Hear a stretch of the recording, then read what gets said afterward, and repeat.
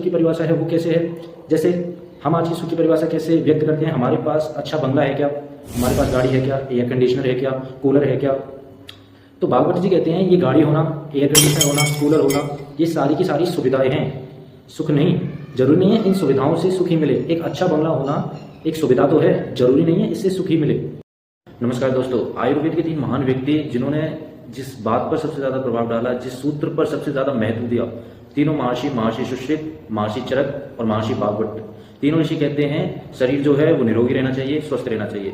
अगर आपका शरीर निरोगी है, स्वस्थ है, तो आपका जीवन सुखी है, और जिसका जीवन सुखी है वो दूसरों को सुख दे सकता है, और जिसका जीवन सुखी नहीं है वो दूसरों को सुख नहीं दे सकता। ये सामान्य सा सिद्धांत है। आधुनिकीकरण में हम जो है, हमारी जो सुख की परिभाषा है वो आज के हिसाब से थोड़ी भिन्न है।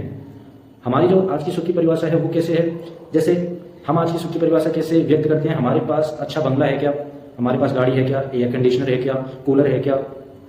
तो भागवत जी कहते हैं ये गाड़ी होना, एयर कंडीशनर होना, कूलर होना, ये सारी की सारी सुविधाएं हैं, सुख नहीं। जरूरी नहीं है इन सुविधाओं से सुख ही मिले। एक अच्छा बंगला होना एक सुविधा तो है, जरूरी नहीं है इससे सुख ही मिले।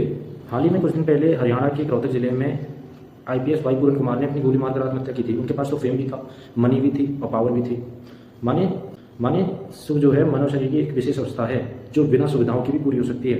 इस बात को समझने ध्यान से, जिनके पास सुविधाएं तो हैं, जरूरी नहीं है उनके पास सुख भी आ जाए। सुख होने के लिए सबसे पहला निरोगी होना जरूरी है। इसमें थॉट है हेल्थ इज वेल्थ। इसका मतलब क्या होता है, स्वास्थ्य ही धन है।